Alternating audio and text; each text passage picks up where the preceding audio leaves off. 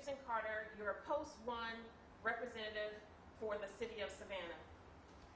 It is with pleasure that we offer this listening session to hear from you, our citizens. In addition, today we are here to present to you our position on property taxes and offer information, education, and inspiration. We desire to inform you of the current decisions that will affect your property taxes, provide education related to the millage rate and state requirements, and finally, inspire you to engage, get involved, and help you understand the importance of your voice being heard here in our local government. Ultimately, this is an opportunity to hold your government and her officials accountable.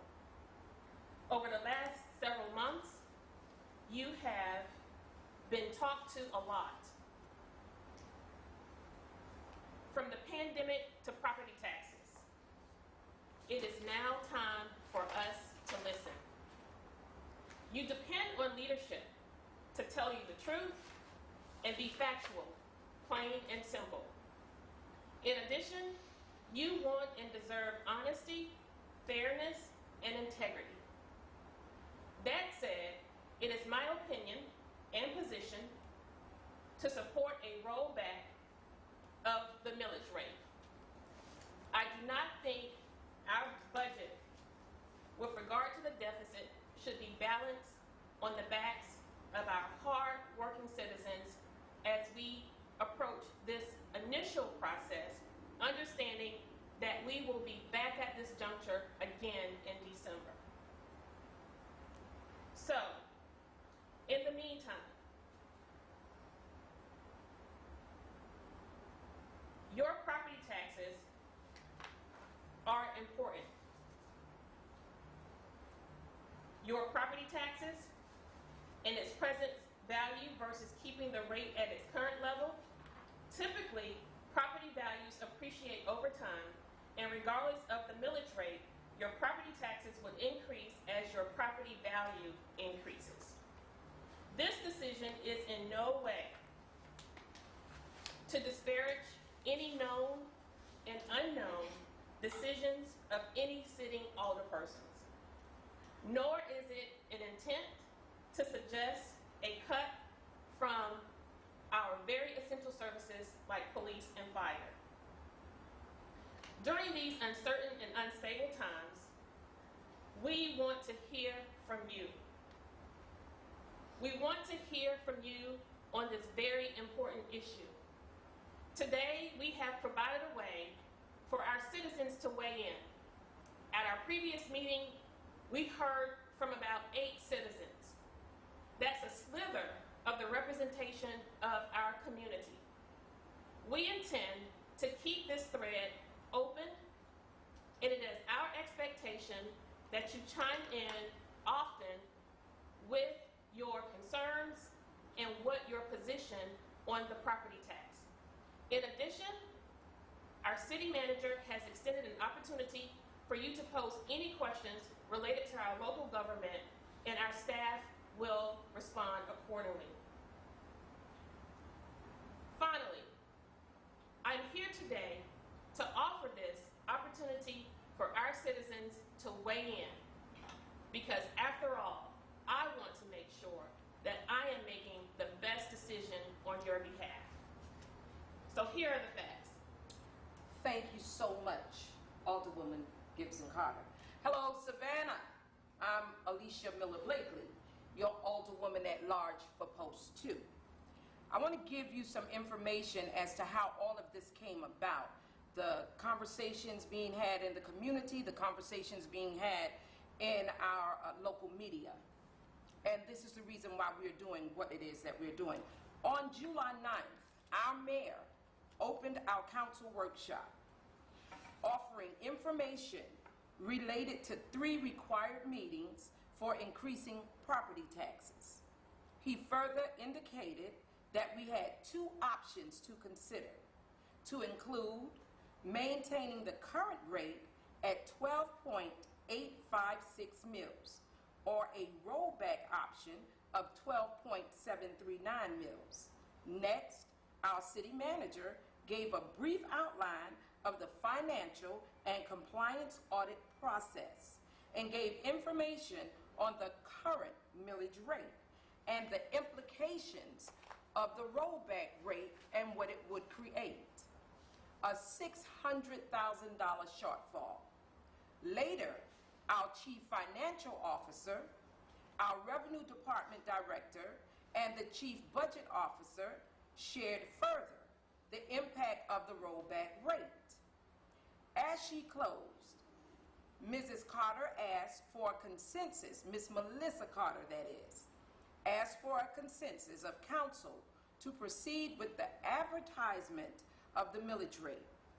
Our mayor in turn asked council for a consensus among the alderpersons who participated to support it, keeping the current millage rate of 12.856, which is a tax increase, while our Mayor Pro Tem, Alderwoman Kesha Gibson-Carter, District 1 Representative Lanier, and myself also supported adopting a rollback rate of 12.739, which would result in decreasing our taxes. Despite what appeared to be a consensus for the rollback, our mayor directed staff to advertise the millage rate at the 2020 budgeted rate of 12.856, which again is a tax increase in conjunction with the rollback option. So I wanted to give you that information so that the naysayers and the media is saying one thing, but we're telling you exactly what happened in the workshop. Now, I'm going to say this. If you want to see this information for yourself, it is public knowledge. Just call our city clerk office, and our city clerk will give you the minutes of the last meeting, and it will show the workshop, and it will show clearly what actually happened. Alderwoman Carter? So, yes. The millage rate. The millage rate is another term used interchangeably to denote property taxes. In addition to my pledge to be a good leader and to serve the citizens of our local government, I also made a pledge to provide education alongside information so that we are assuring transparency. Further, I ask that when you sent me to City Hall, I asked you to come with me. And so today, as we jump into these uncharted waters of a government in a time that we've never seen before, here we are together. Where do we go from here? It is my intent to continuously engage you and to help you plug in and to inspire you to get involved. The millage rate is a rate used to determine the assessed value of your property. In Georgia, properties are assessed at 40% of the value. The property tax revenue is very, very important to our bottom line. It is the largest source of revenue for the City of Savannah budget, roughly at $77 million. These funds pay for those very important essential services that we all enjoy and appreciate, like trash collection, recycling, maintenance of our green space. In addition, most important is our fire service, our police service, our parks, etc. These are also supported by this fund. Our guests, our visitors, and our tourists also enjoy these amenities. As a result, Savannah's millage rate is among some of the higher rates in the state of Georgia. because we provide great services. People love Savannah, but what we want is our citizens to love Savannah as much as our visitors, our tourists, and our guests. Yes. We have great services, but we give away so much in deals that do not help our citizens. During this pandemic, it is not my desire to have citizens to continue to incur personal costs associated with absorbing a deficit. It's too early. I want to make certain that we have taken every step possible to keep our taxes low and identify new revenue streams and cut spending. Simply, I would like to see us adopt a lean government, a government with lean principles. Look at our processes and move toward running more efficiently. In addition, this is an opportunity to set the tone and create a culture within our local government that is more consistent with what our electorate voted for. That's you. Particularly, this is important because we are approaching new leadership. While $600,000 may not appear to be a lot, in the grand scheme of the overall $12.1 million deficit, it is a lot to ask our citizens to take on this responsibility in the face of us spending on legacy contracts and top-heavy staff, while dealing with the loss of income and, in some cases, loved ones. Because of this pandemic, I would hope that we would show compassion in this trying times during this pandemic. I would like to encourage our colleagues who took us down the path of extra hearings on July 9th to vote on August 13th to roll back the millage rate and not increase taxes. Families, right now, today, are facing evictions. Businesses are closing weekly. Many citizens have waited months with no report of their unemployment being approved. And so many of us right now today are unclear about what the remainder of our financial year will look like. You have been called upon to do a lot of things during this pandemic. Incurring a tax deficit should not be one of them. As we move forward, I am certain, and I have great confidence in our city manager, the Chief Executive Officer of the City of Savannah's administration. It is my desire and hope that he will take great care in considering your thoughts as well as our position and present council with reasonable, responsible, and fair options to consider. As we close this town hall, we want to encourage you, the citizens of Savannah, to continue to let your voice be heard regarding this issue, for there will be more. In addition, we want you to post your questions here now. As I previously stated, they will be responded to. Our city manager and his staff will respond in the coming days. I want to thank our IT staff, our city manager, and our city attorney, Mr. Bates Levitt, who's here today. Thank you. And we'd like to thank Mr. Nick for all that you do as well. Thank you all, Savannah, and please, this is your opportunity to speak to the issues of taxation with representation. Thank you.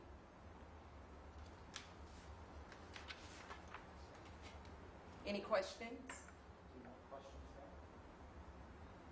So we have someone who asked earlier about how much this would save the average property owner if we went to the rollback. So the difficulty is determining what's an average. the state requires us to advertise at a $100,000 house. So we follow state law, and that way the math is easy. If you live in a $200,000 house, it's twice as much. But the typical home in Savannah, according to the American Community Survey, is $150,000.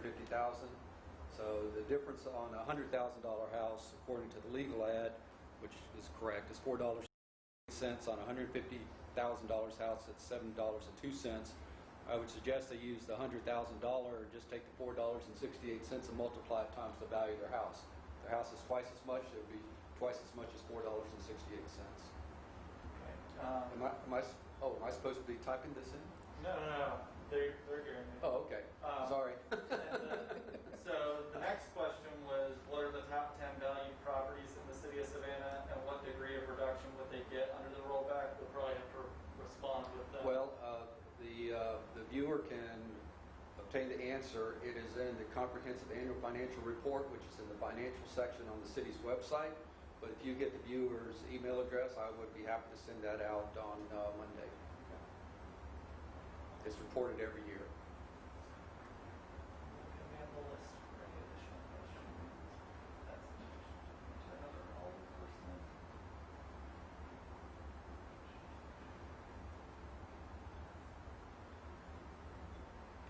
Most of these are comments, not questions. Let me just say this one thing. I know it might sound as if $4 or $5 or $7 might not mean a lot to some people, but for individuals that's on fixed incomes, that is a lot. You know, especially when they have to budget their finances. So in this pandemic, like Alderwoman Gibson-Carter stated, you know, some folk don't know if they're going to get unemployment benefits. Some folk don't know if they're going to lose their incomes altogether. Businesses are closing. That $4 or $5 or $6 or $7 is a lot. So we just want our city to show compassion in this particular time, during this pandemic and during COVID-19. Okay? All right.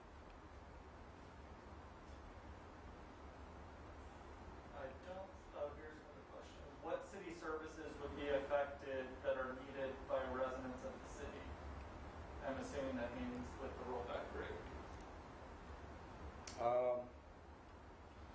So let me start with the initial set of reductions in order to balance the $13.2 million forecast at the end of the year, which I submitted to council in tiers or levels of priority, with the goal of leaving or not needing either a reduction in force, in other words, a layoff of employees or furloughs.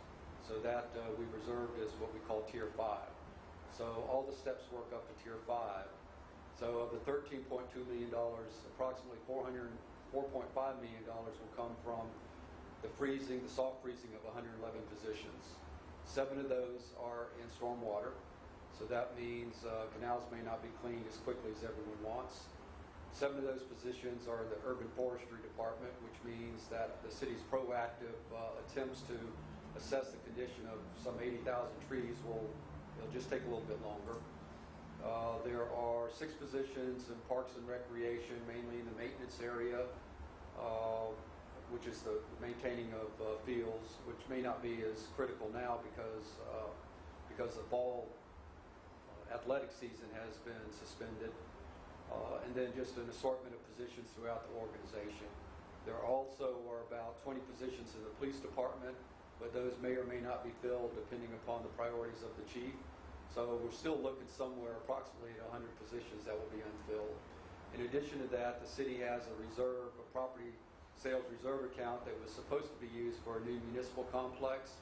The city can tap into that reserve account, $7 million in level 1, which would balance the $13.2 million deficit.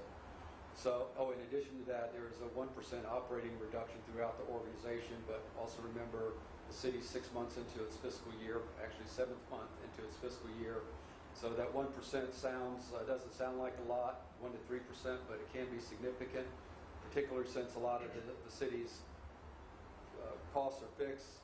60% of the general fund goes to salaries, but we also have utilities and other fixed costs. So that is all tier 1. So in addition to that, the city could look at another reduction of $600,000. Based on what I've heard the council say, I've already identified ways to meet the rollback rate with a minimal impact on residents, mainly through the good works of Mr. Lovett. I'll give him credit. I asked all the departments to go through their budgets and start taking a look at possible reductions.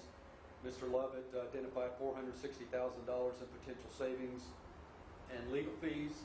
The city could take $200,000 of that towards the $600,000, and that would still leave him $465,000. Would leave him $265,000 to complete the year. In addition to that, the city set aside $300,000 this year for a homeless initiative. About $100,000 of that's been spent, so that could be reduced by $100,000, and the $100,000 would take us. So we're halfway there. I have a plan on the other $300,000 that I'm going to announce to council probably on Monday. So yes, I can get the city to the $600,000 reduction mark. Awesome. Without a substantive reduction in services or effect on the organization. And one of the things we also want to acknowledge, Mr. Monahan, as we proceed, in addition to identifying these cuts, and as I've acknowledged, this presentation is in no way to cut services from our police or fire, nor any of our staff outside of our frontline staff. But in times like this, there are opportunities for us to identify and become creative in recognizing there are policy initiatives that we could adopt that will give us an opportunity to generate new revenue. So I would like for us to look at this less from a one-dimensional approach with regard to cutting services and cutting resources, but two-dimensional. Consider the necessary cuts, but also what are ways our staff, yourself, can become creative at identifying some new revenue streams. And that may appear to be a tall task during these challenging and difficult times, but I'm encouraged and I'm optimistic, and I know that you're smart enough to do it. So, and I agree with you. The city should continue to look at every possible option for new revenue sources, which I have done since I've been in here in my 15 months. I've mentioned to council previously the $2.5 million in the host fee that the city implemented this year, which is a new revenue source, probably the newest revenue source in the past 10 years. The revenue sources for the city are limited by state law. I mean, it's just plain and simple. We are a creature of the state. We are a municipal corporation through the approval of the Georgia General Assembly. So the state of Georgia, I don't want to say it's a parent-child relationship, because otherwise we could probably sue the state for child abuse. But it is that type of relationship. Much of the city's authority emanates from the state of Georgia, and the state has limitations on the revenue-producing abilities of local governments. And I know this is probably not the right venue, but that was one of the reasons that I talked about the initiative at Rockingham, because that does generate a new revenue source. It will generate almost $7 million a year for average over the next 20 years. That is a new revenue source, and I know we have disagreements on that, but nonetheless, that is a new revenue source that will be made available. That is equivalent of a 1 mil in property taxes. 1 mil in property taxes generates about $6 million a year. So yes, the staff is continuing to look at it. Melissa Carter is one of the best and brightest at her positions anywhere, not only in the state of Georgia, but in the Southeast United States. That's what she does. We're constantly on the look for new revenue sources and how to be creative. We understand. You are a council with a vision for the future that will require initiatives to take a look at new revenue sources and the possibility of reductions in some areas as well. Not necessarily to affect service or any high priority areas, but that's always a struggle. It is that balance. I do agree with you. Yes, sir. But you can make it happen. Yes. Yes. We've been trying. So as we close today, it's been said that we are an ill-prepared council, Yes. that we're not smart, and we do not know what we're doing. But I stand before you today to say that we are very prepared, We are very smart, and we know exactly what we are doing, and we love doing it, and I love you, Savannah. Thank you so much. Have a great day. Thank you.